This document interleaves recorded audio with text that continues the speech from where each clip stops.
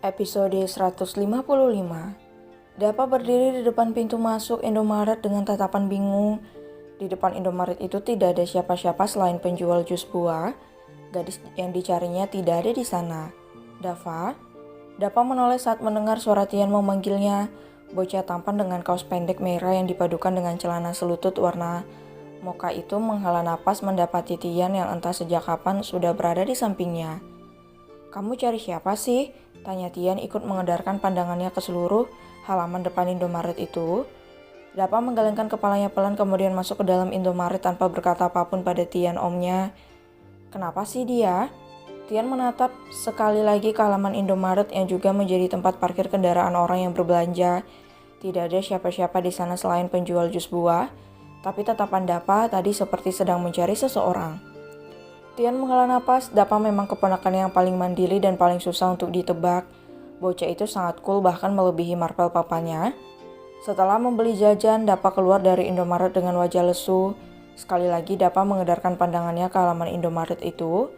Tian yang berada di samping Dapa dibuat kebingungan. Dapa terlihat sangat lesu. "Udah kan beli jajannya?" tanya Tian. Dapa menganggukkan kepalanya. "Udah om," jawabnya. "Ya udah ayo, mama sama papa udah nungguin tuh," kata Tian kemudian meraih tangan Dapa dan menuntunnya untuk menyeberangi jalan yang memang tidak terlalu ramai kendaraan itu. Selama melihat-lihat kafe milik suaminya, Laura terus saja diam. Wanita itu merasa sangat kesal pada Marvel karena membiarkan putranya yang masih kecil jalan sendiri menyeberangi jalanan yang bisa membahayakannya. "Kak Dava?" Dapi menyenggol lengan Dapa yang diam dan terus menatap ke arah Indomaret. Dapa duduk di pojok ruangan yang mengarah langsung ke Indomaret itu karena di dinding terbuat dari kaca yang sangat tebal. Saut Dapa tanpa menoleh pada Dapi. Dapi berdecak. Kakaknya memang tergolong bocah yang cuek, tapi biasanya Dapa selalu menatap lawan bicaranya tidak seperti sekarang. Dapi menatap seplastik jajanan yang dibeli Dava di Indomaret tadi. Sudah jelas, Dapa berbohong karena Dipa sama sekali tidak menanyakan apalagi menyentuh jajanan yang berada di atas meja di depan Dava. "Kak Dapa bohong, itu nggak baik. Aku sih sebagai adik cuma mengingatkan." Mendengar itu Dapa langsung menoleh. Dapa sadar apa yang dilakukannya memang salah. Dapa sudah berbohong dan mengkambing hitamkan sang papa hanya demi bertemu lagi dengan gadis penjual kue yang sama sekali belum Dapa kenal. "Gara-gara kakak, mama marah sama papa," kata Dapi lagi dengan tatapan sebal yang dilayangkan pada Dava. Dava menghela napas, ditatapnya seplastik jajan yang dibelinya. Bahkan jajanan itu tidak sama sekali diinginkan oleh adiknya Diva juga dirinya. Tapi Dapa yakin adik kembarnya itu pasti mau. "Kamu mau jajan gak?" tanya Dapa menatap Davi. Dapi mengernyit, ditatapnya seplastik jajan yang ada di atas meja di depannya. "Lagi gak pengen jajan?" jawabnya menolak. "Mendingan sekarang kamu minta maaf deh sama mama. Akui kalau kamu bohong tadi, kasihan papa kena imbas dari kebohongan kamu kak," saran Dapi. "Benar itu," kata Davi. Dava dan Dapi kompak menoleh pada Tian yang menghampiri. Tian kemudian duduk di depan Dava dan Dapi yang duduk berjajar di kursi. "Dapa, kamu kenapa bohong sih? Kan bohong itu nggak baik." Dapa menghela napas lagi, imbas dari kebohongannya langsung terlihat. "Oke, aku ngaku dan memang bohong, aku salah." Tian dan Davi tersenyum merasa puas. Akhirnya Dapa mengakui kesalahan dan kebohongannya. "Dan aku akan minta maaf sama mama sama papa," putus Dava. Tian dan Dapi saling menatap dan tersenyum dengan kompak keduanya bertos. Kemudian Tian meraih plastik ciki yang dibeli oleh Dava tadi. "Bagi dong om," pinta Dapi dengan wajah merenggut.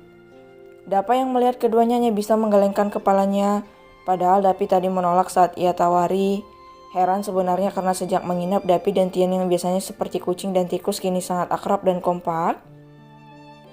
Dapa bangkit dari duduknya kemudian melangkah menghampiri Marvel dan Laura yang berada tidak jauh darinya.